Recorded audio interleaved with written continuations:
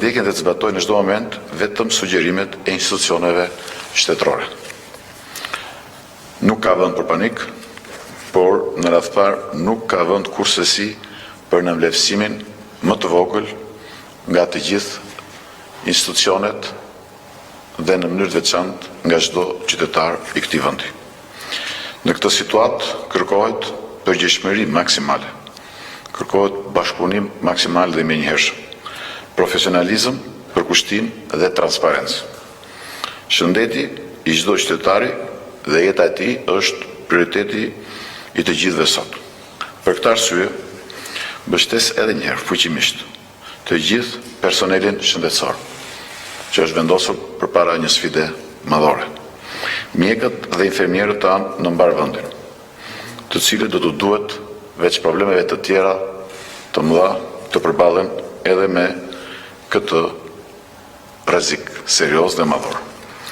Apeloj domosdoshmërinë e angazhimit dhe bashkëndimit të gjithë strukturave shtetërore, me forcat më të kualifikuara, njerëzore dhe shkencore, veçanërisht atyre me eksperiencë në fushën e epidemiologjisë, të higjienës, qofshin ata edhe jashtë shërbimit aktiv.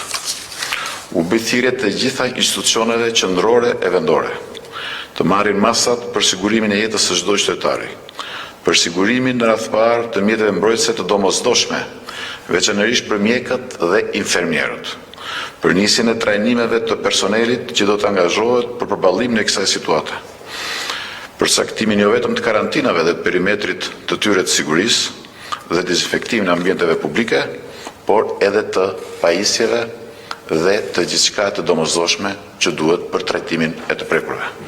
Si presidenti i Republikës, po e ndjek situatën hap pas hapi dhe së bashku me institucionet e tjera. Do të bëjmë çdo gjë për të aktivizuar gjitha mundësitë, kapacitetet dhe fuqitë tona për të qenë në këto momente pranë çdo qytetari dhe për të kalimin me pasoja sa më të lehta të kësaj situate, duke bërë çdo gjë për mos lejimin e përshkallëzimit të saj. Në vlerësim të këtyre qëllimeve, apeloj për plane të detajuara për pandeminë me përgjegjësi të ndara për çdo strukturë dhe individ në nivel qendror dhe vendor. Plan monitorimi shumë rigoroz dhe detajuar për funksionimin real dhe përgjegjësi të plot në terren të gjitha strukturave. Për financim të plot për përmbushjen e nevojave dhe blerjen e të gjithë materialeve mjekësore mbrojtëse, për personelin shëndetësor, por jo vetëm atë, edhe të forcave të sigurisë apo të gjithë personelit tjetër që do të angazhohet në këtë operacion, në mënyrë që të përballojmë me sukses këtë pandemi. Plan veprimi të qartë për strukturat shëndetësore dhe kapacitetet e tyre përballë rrezikut eventual të përshkallëzimit të kësaj pandemie. Plan të detajuar ekonomik për veprimet financiare mbështetëse që qeveria duhet të ndërmarrë menjëherë për përballimin e pasojave të pandemisë në ekonomi. Sot, familja dhe e gjithë shoqëria shqiptare janë së bashku për të përballuar një emergjencë shëndetësore shumë serioze dhe vetëm shpalosja e një solidariteti mbarkombëtar do të jetë siguria dhe fuqia më e madhe përballë rrezikut të kësaj pandemie. Maturia dhe mësimet e nxjerra nga vendet të tjera, edhe më të zhvilluara, që janë prekur më shumë, si Italia fqinje, janë instrumentet më të sigurta për të përballuar me qetësi, vendosmëri dhe mënyrë të dur këtë situatë kaq të ngarkuar.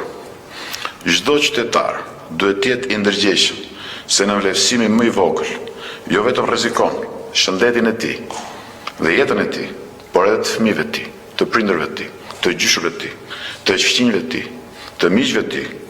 Prandaj, të gjithë në këto momente duhet të tregojmë përgjegjësi maksimale dhe bashkëpunim maksimal. Jam i bindur se vetëm në këtë mënyrë do t'ja dalim që kësaj situate të vështirë me të cilën po ndeshemi të arrijmë të mos e lejojmë të përshkallëzohet dhe të rrezikojë shëndetin dhe jetën e qytetarëve tanë. Shpresoj dhe besoj në përgjegjësinë e të gjithëve, të çdo përfaqësuesi të institucioneve tona të shëndetit dhe të gjithë institucionet tjera të angazhuara në këtë plan, por edhe të çdo qytetari në Republikën e Shqipërisë. Faleminderit. Kemi ndonjë shqetësim?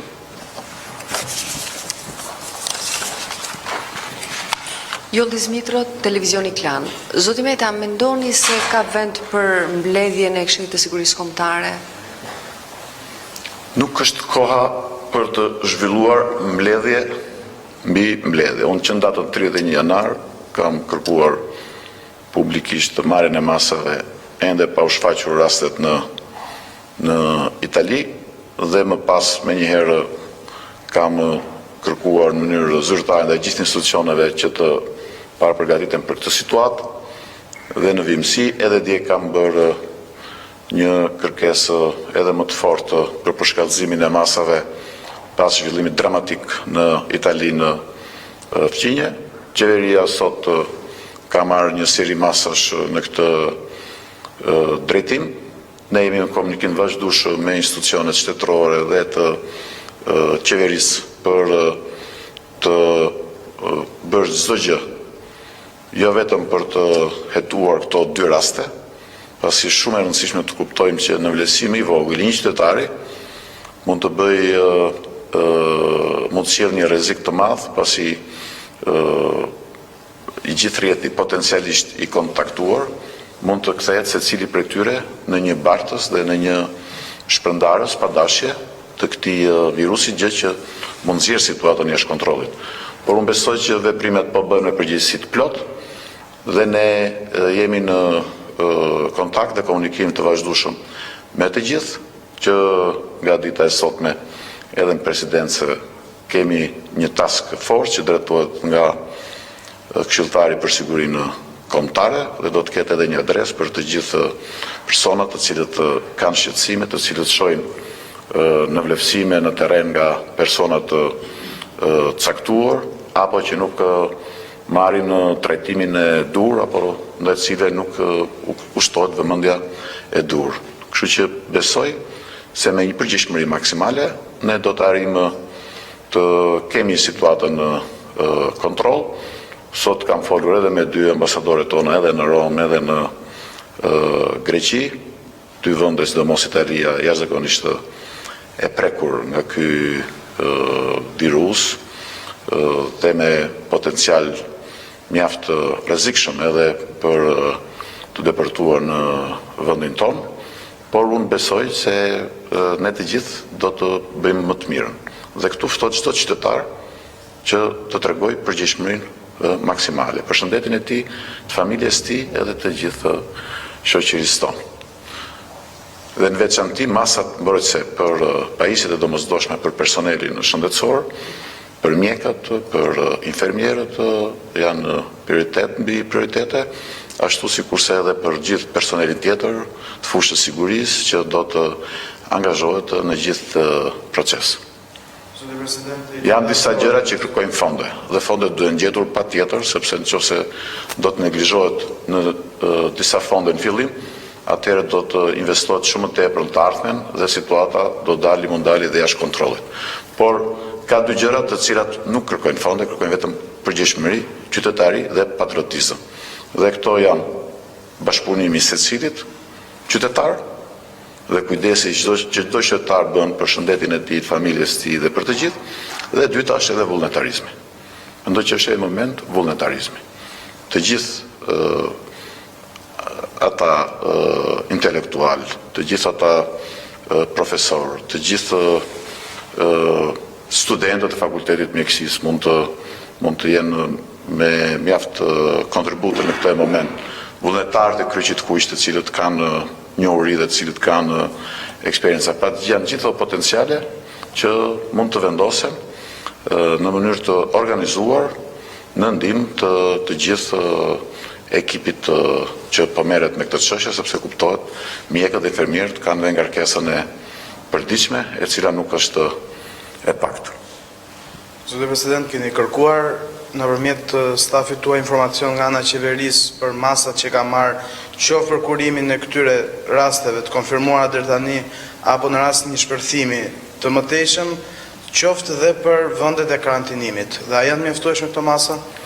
Ne jemi në çdo moment në kontakte që nga fillimi i shkurtit me përfaqësuesit e qeverisë për këtë çështje edhe nga dita e sotme edhe në vazhdimsi do t'i ndjekim të gjitha shqetësimet që ngrihen, monitorojmë me vëmendje opinionin e çdo eksperti që shfaqet në publik.